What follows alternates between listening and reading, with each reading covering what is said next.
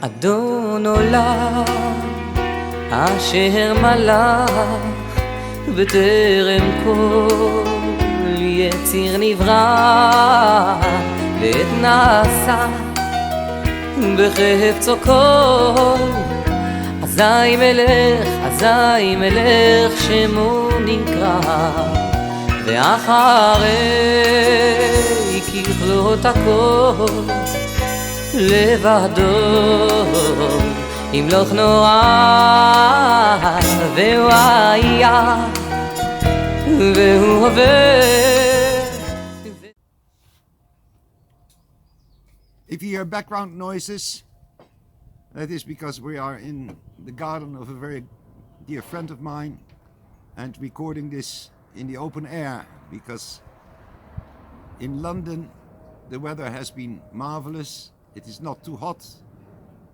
There's a nice breeze. So welcome to the garden of the weekly Torah perspective on Parshas Korach this week.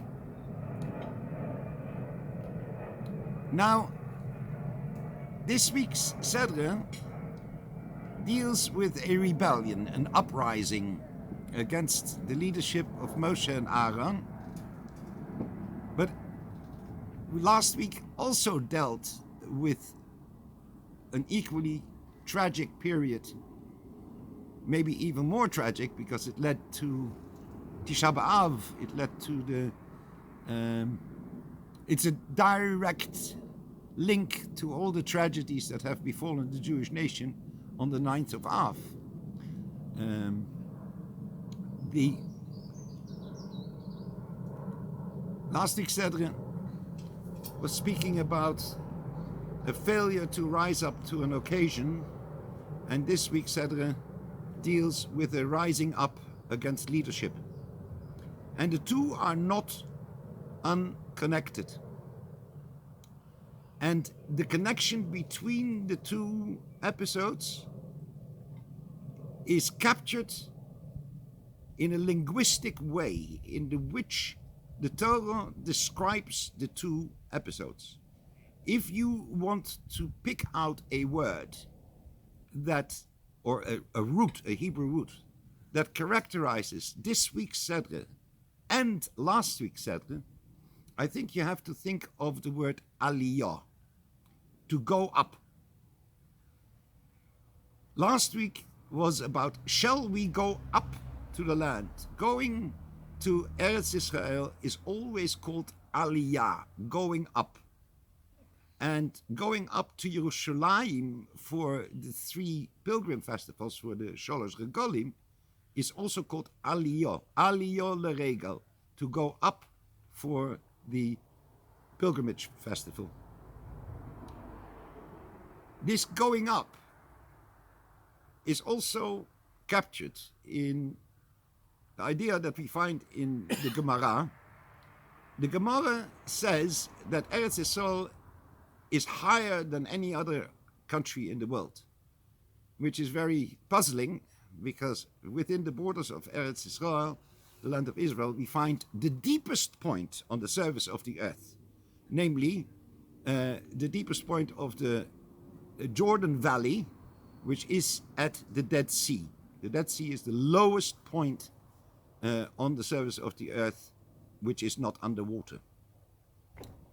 By the way, the highest mountain on the surface of the earth is not Mount Everest. It is an underground mountain somewhere in the Pacific, which is, I think, 2,000 or even 3,000 meters higher than Mount Everest if you calculate it from its base on the bottom of the sea to its highest top, which is, I think, one of the volcanoes near Hawaii, maybe even one of the islands of the Hawaii Island group.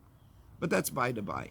It just tells you that contrasts, even in geological terms, are sometimes to be found, and highest and lowest are in themselves paradoxical terms, because what can be high can be low as well. There where there is an opportunity to rise, there is an opportunity to fall. And that is, I think, brought home to us in the use of these two letters of a very important root in the Hebrew language. Ayin Lamed Aliyah. The root letters are Ayin Lamed Lamed, or Ayin Lamed Hey, or Ayin Lamed Yud. But the real meaning of the word is captured in those two letters. Hebrew is different from any other language in that the link between the meaning of words and the very letters by which the word is written is a direct one. In English, when you say garden and you have a G, an R, a D, and an N in it, it has very little to do with the meaning of the word garden. The meaning of the word garden comes from to guard, right? And even the French word jardin is actually not a Romance word. It is actually one of the Germanic roots in the French language. French has a number of Frankish roots that come from the old influence of Germanic languages on the growth of French. But I'm digressing, as I often do. So back to the Hebrew language. In the Hebrew language, the letters have directly to do with the word itself. Ayin Lamed. I'm not going to go into the character of the letter Ayin, which means I, an I. This is an Ayin, and Lamed, which means to train or to coerce into behavior, right? The goad with which you drive cattle is also, I think it's called lemed, and lelamed, to train, or melumod means tamed, are all derived from the root lamed mem dalet, the letter lamed itself, and therefore it means teaching. We as human beings grow by being taught and by subjecting ourselves to teachings. Talmud Torah, the learning of the Torah, is the way in which Hashem shapes who we are and who we can become. That goes by learning. Human experiences, human life, what it teaches us is limud. You take limud from something, you take teaching from something by having an attitude of some form of humility, to listen very carefully to what life is trying to tell you. If you don't do that, if you don't learn, you are going to repeat the mistakes that you made in the past.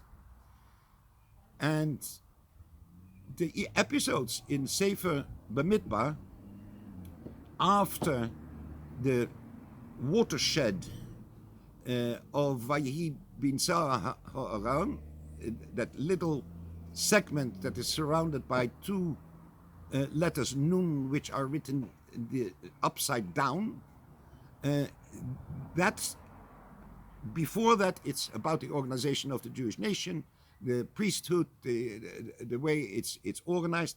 After that, it's a litany of our failings, the rebellions, the ways in which we did not follow the directions of Hashem in the Midbar. And in fact, the entire Torah ends, if you think about it, on a pretty negative note. After all our failings described in the second half of Sefer Bamidbar, we get one long musadroshe, one long sermon of Moshe Rabbeinu, in which he reminds us time and time again what we did wrong. And in the end, it is Moshe Rabbeinu himself who cannot go into the promised land. The entire generation of the Midbar, the entire generation of the wilderness, dies out as a result of last week's failure of the Meraglim, of the spies, when we did not grab the opportunity to go up, to make Aliyah, to go up, grab the chance of a future. We hesitated, and then when we gave it a second thought the next day, we said, all right, so we were wrong, we'll go up after all. No, Now you can't do it anymore, because you cannot do it on your own initiative. You have to do it when you are called upon to do so. That is the aliyah of last week that failed. And if you read back through the psukim of the story of the Meraglim, you see this word aliyah recurring a number of times. Then you look at this week's Sedre, and it's not only the verb la'alos, to go up, but also the preposition al. I've counted it, and it occurs 18 times in 26 psukim. That is far above the average for this preposition on to occur. I'm not going to bore you with reading all the psukim out loud. I have them in front of me, but I can pick some out. Right in the third pasuk it says, Vayikohalu, and they assembled al Moshe va'al Aaron. And then in response, right, they assembled against, al means here against Moshe and against Aaron. And then the next pasuk it says, Vayishma Moshe heard, Vayipal al Ponov, and he fell on his face. And then later on, a few psukim later, Utenu bohem eish, when Moshe Rabbeinu instructs Korach and his mates to subject to a test and take these censers, these plates on which you put incense to burn it, and he says you should take these censers, usnu vohem eish, and you should put in it fire. Vayosimu alehen ketoras. You should put ketoras on these censers. And it is again and again and again that you find this word al. What's the background? What is the root cause of this rebellion? What possessed Korach and the two other leaders, Dasan and Aviron, to rise up against Moshe Rabbeinu? Do they really think that they should take over? It's not what they say. Korach actually has a completely different argument. What is it that Korach says in the third pasuk? Vayikohalu al Moshe va'al Aaron, and they assembled these 250 men, and Dasan and Aviron and Korach. They assembled against Moshe and against Aaron. Vayomru aleim, and they said to them, Rav lochem, it's enough for you. There's a difficult to translate what it means, Rav lochem, but it has a little bit of the connotation of we have our belly full of you. It's already enough. You are a failure. Rav lochem. Ki chol ho'edo kulom kedoshim, the whole of the Jewish nation, they're all kedoshim. It doesn't necessarily mean holy, although that is the standard translation. The root meaning of kodosh means to be separate, to be different, to be separated out. What are you, they say to Moshe and Aaron, different, that you should have a different role from the rest of the people? They are arguing for democracy. They're arguing for a say in the matter. They say we're all stakeholders in this enterprise, and it has become a failure. Look at what happened in the last episode, in the failure of the Meraglim. You, Moshe, sent them out. You opened the door for this failure. It is your fault. It is a blame game. And Hashem is with them. Well, we saw last week that Hashem was not with them. That when they said, we will go up to Eretz Yisrael, Moshe Rabbeinu said, don't do that. Hashem is not among you. Here, Korach said, no. It's not their fault that Hashem was not among them. It's your fault. You have failed as a leader. Hashem. Why do you lift yourself up against this movement up? Al Kahal Hashem, on the congregation of Hashem. So they're arguing for democracy. They're arguing for power sharing. Is that Korach's actual motivation? Vayishma Moshe, and Moshe listened. Vayipol al ponov, and he fell on his face. Vayishma Moshe means not he heard his arguments. Of course he heard the argument. He was being addressed. That the Torah doesn't have to tell us. What the Torah is telling us is that Moshe Rabbeinu heard loud and clear what Korach was saying, what was behind his demands for democracy. What he heard was that Korach had his own leadership ambitions. And this is what he answered. But first of all, he fell on his face. First of all, he said, if I hear a criticism on my leadership, I must have the humility to listen. Maybe, although his motivation may be completely wrong, maybe in what he says there is an element of truth. Maybe I did fail. Maybe I should not have sent these meraglim. Of course, when he gave a cheshbon hanefesh, when he gave an account of himself, while he humbled himself by falling on his face, he realized he did what Hashem wanted him to do, because it was a direct command by Hashem, send meraglim. In any case, then Vaydaber el Korach, then he spoke to Korach. Ledaber means always a language of speaking forcefully. And he said, Va'al kol hadosa, and he addressed the base, as they call it, the base of Korach's sect. Lemar, saying, again this word lemar, which means, I'm saying it to you, but I mean it for you to repeat it to others.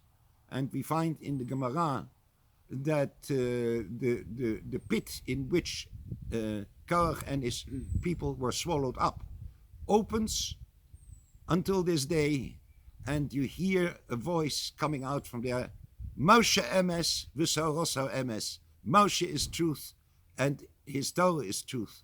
This is what they found out. This is this word lemar in our posuk. Our posuk says Moshe Rabbeinu addressed him and said, I'm telling you, but I hope that Jews in the future will hear what happened here, will hear the analysis that I make, and will not repeat your mistake. And that's what the Gemara expresses by saying that until today we will hear from Korach, Moshe emes v'soroso emes. Moshe was truthful, was reliable. Emes doesn't mean just truthful, it means reliable. And the Torah is reliable, the guidance of the Torah is reliable. This is what he said, Boker, in the morning, V'yoda Hashem eis asher lo. In the morning, Hashem will make known who is on his side. He didn't say we'll settle the matter today. He said, we'll do it tomorrow. We can all sleep on it one night. We're not going to rush into any judgment today. We'll leave it tomorrow. In other words, if you don't know that you're right today, if today you are in doubt, maybe he is right, maybe you are right, it remains to be seen. It is never a bad idea to postpone judgment and to see what it looks like in the morning. Boker, v'yoda Hashem, eis asher lo. This is Moshe Rabbeinu speaking and saying, look, I don't know. I am a Novi. I come as a messenger, not in my own name. I come from Hashem. As he says later, I didn't make all this up. I am an instrument in Hashem's hands. Therefore, like you, I will have to wait until the morning to see what Hashem will decide. In other words, the proof of the pudding is in the eating. And you cannot predict or pre-say what the outcome will be. You'll have to wait until the morning to see where it will lead. Ves HaKodosh, then he will say who belongs to him, and therefore it should be distinguished. V'hikriv elav, and then he will bring him near to him. There's an undertone here. He says, suppose I lose. then you will have to take over. Then you will be singled out by Hashem, and you will have to deal with it, and you will have to come near to Hashem with everything that entails. Ve'es asher yivcha bo, and the one that he will choose. Again, it is in Hashem's hands, not in your hand. Yakriv elav, the one that he will choose, he can come near to him. So, this is the scene. But we have to dig even a little bit deeper, because there are two other people involved here. Not just Korach, there's also Dosan and Aviram. They seem to be coming with their own agenda. And Moshe Rabbeinu actually addresses that. But first he gives a little bit of a mussar to Korach and his friends. And he says, Vayomer Moshe el Korach shimu no b'nei Levi. Please listen. You hear Moshe Rabbeinu's words? Please listen. Do not speak. Please listen. And he says it in the plural. It says that he spoke to Korach, right? Vayomer Moshe el Korach, but he says his words in the plural. Shimu no b'nei Levi. You address the leader, but behind the leader you address everybody who follows him blindly. And then he tells them, look at what you got. You are Leviim. You have been chosen for a special task. What you claim that everybody is equal, you yourself in your own position, you are the living proof against that. There is a hierarchy, there is a ranking, there are appointments, and it is no use claiming that everybody is equally fit for whatever task there is. Communism basically is a dream that, and this equality obsession is just another way of playing an old game, a power game. It's not about equality, it is about power. And he tells them, was that not enough? Hama'at mikem? Was it not enough for you? The privileges and the job that you have been given? No. If you now go to what he says to Dosan and Aviram. Vayishlach Moshe likro leDosan v'la Aviram. And then Moshe sent messengers to Dosan and Aviram who were not present at this confrontation. They held themselves in the background. They were somewhere else, maybe in some hotel room overseeing what the big leader was doing. And keeping themselves in reserve to just see it in front of you. So he sends messages to Dosan and Aviram, B'nai Eliov, Vayomru, and they sent a message back, Lo na'aleh, we won't come. You hear the word? Lo na'aleh, we will not go up. What they ostensibly mean is you sent for us that we should come to you, and we recognize that you are higher than we are, and we refuse to recognize that by coming to you and going up. Now, listen to what they say. Hama'at, is it too little? They echo Moshe Rabbeinu's own words, which Moshe said to the B'nai Levi, to Korach and the B'nai Levi. Hama'at, is it too little? Ki ha'elisonu, that you have taken us up. There you have this word again. Me eretz zovas cholov udvash, from a land flowing of milk and honey. That's Egypt. That's Mitzrayim, that they call by the description that is reserved for Eretz Yisrael. They look back and they say the past was better than the future that we were so afraid of yesterday. Lahamisenu b'midbar, to kill us in the midbar. That's not the first time that the Bnei Yisrael said to Moshe Rabbeinu, what did you take us out of the security of Mitzrayim? Although that was a situation of slavery and bondage, we prefer that to the challenges of freedom and the future because we don't know what that will bring. And it will make demands on us. Slavery and bondage, subjugation to a worldly power can be a very, very, very comforting situation in which you can avoid responsibility for yourself.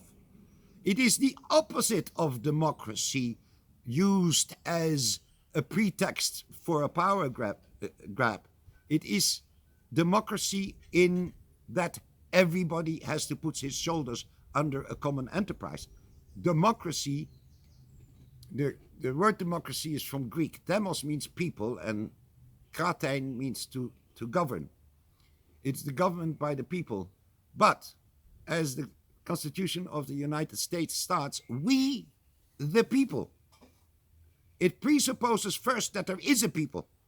It presupposes that the people have a common purpose.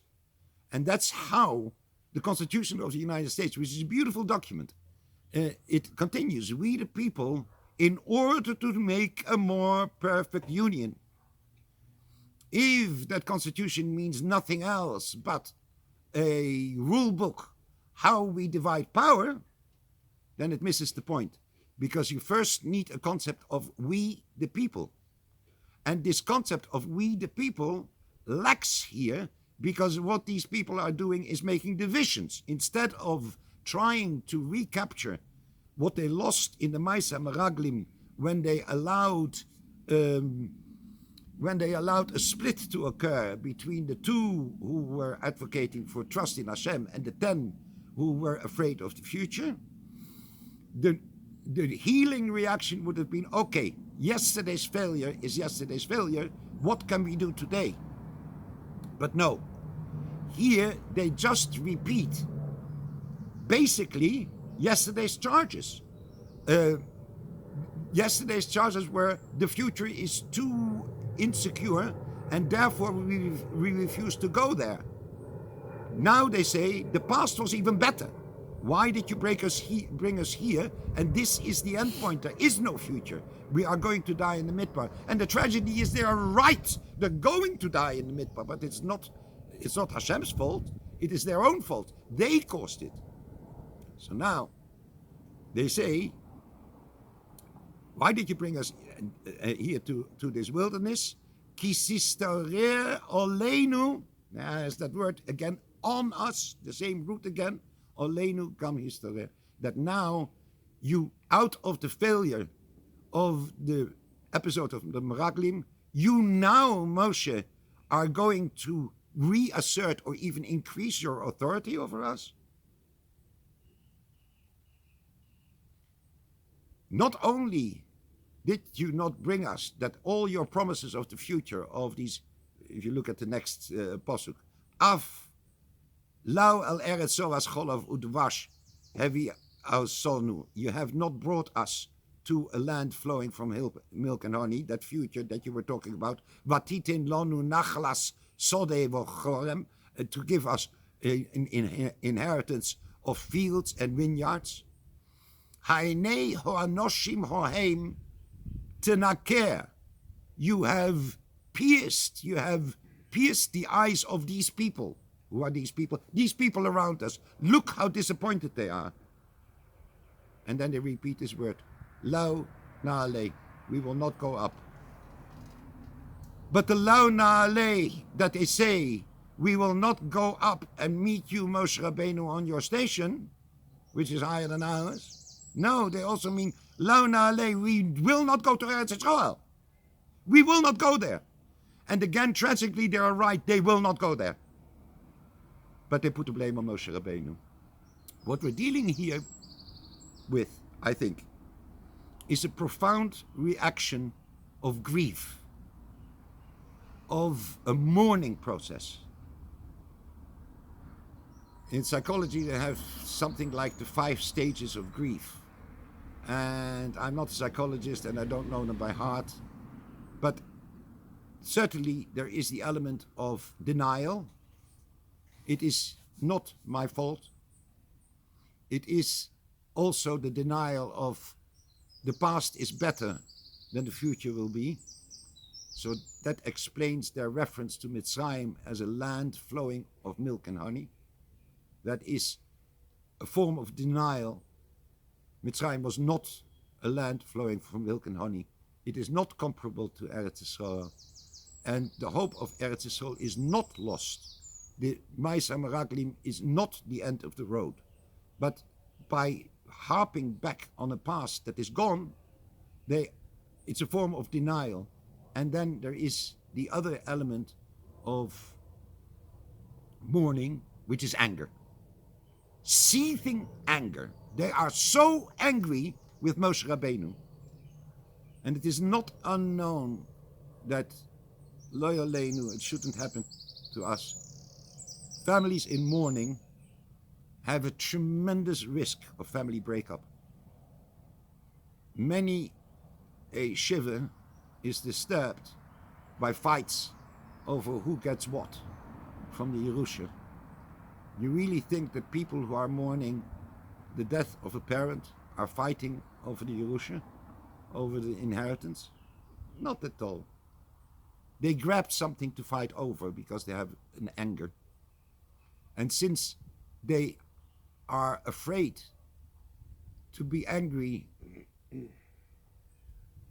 with heaven, they look for another outlet for their anger, and they turn against each other. In a more extreme case, people turn against themselves in mourning and in anger. It's a pitfall. And in that connection, I want to pick up on another linguistic resonance. The man is called Korach. What does this root Korach mean? There is a pasuk in Parshas Re'eh.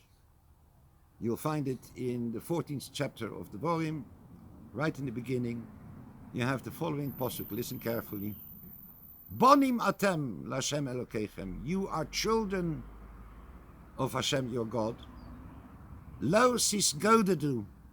Do not cut yourself up.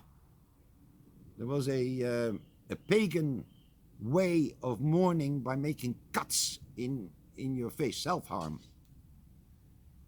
Lo sisgodedu. You should not make cuts in yourself. Lo sosimu korcho bein einechem. You should not put a bald spot between your eyes.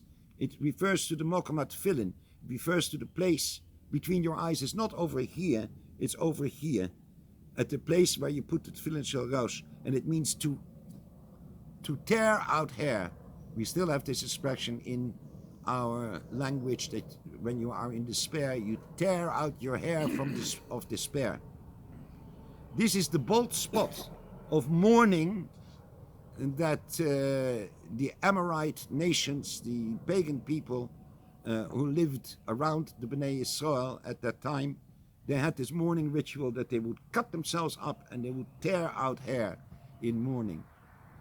But the Torah is telling us something very, very... let me finish the pasuk. Lo sosimu korcho b'nei einechem lo mes, for a dead one.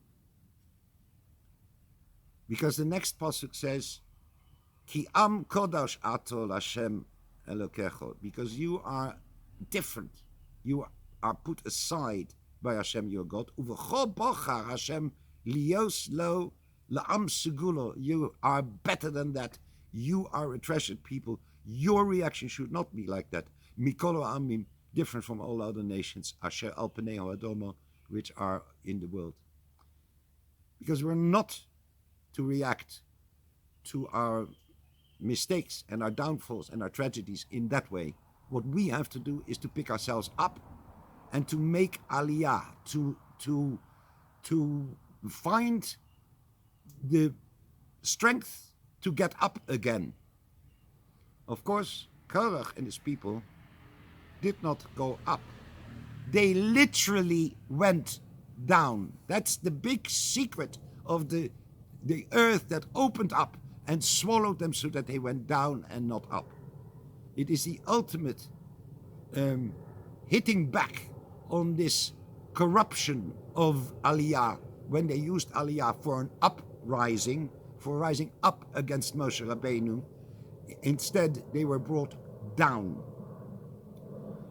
So that is the connection. Now, the prohibition to tear out your hair or to make cuts. The Gemara says a very, very interesting thing on this. Lo siskodadu, you shall not cut yourself up. The Gemara, actually in Yevamos, says, Lo sasu agudos, you should not split up into groups. You should not divide yourself as a nation, because that, when you fracture as a nation into warring factions, the secular against the religious, and the left against the right, and the Sfardim against the Ashkenazim, and all the tragedies of the sinas chinam, the baseless hatred for each other, of which we suffer already since the Churban Beis Hamikdash, since the temple was destroyed, that has still kept us from our final redemption. That is lo siskodadu. Do not react to the fact that you have failed until today, that you are in mourning over your failures, by turning against each other. It is the wrong way. What you should do is to gather hope, go forward, and to learn from the mistakes, and don't repeat them. I wish you good Shabbos.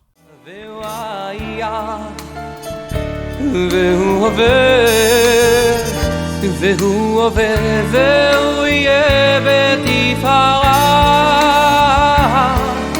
אדון עולם אשר מלך בטרם כל יציר נברא לעת נשא בחפץ כל אזי מלך שמו נקרא ואחרי ככלות הכל לבדו ימלוך נורא והוא היה והוא עובר והוא יהיה בתפארה. אדון עולם אשר מלך בטרם כל יציר נברא לעת נשא בחפץ כל אזי מלך שמו נקרא ואחרי ככלות הכל לבדו ימלוך נורא והוא היה והוא עובר בתפארה והוא עובר והוא יהיה בתפארה.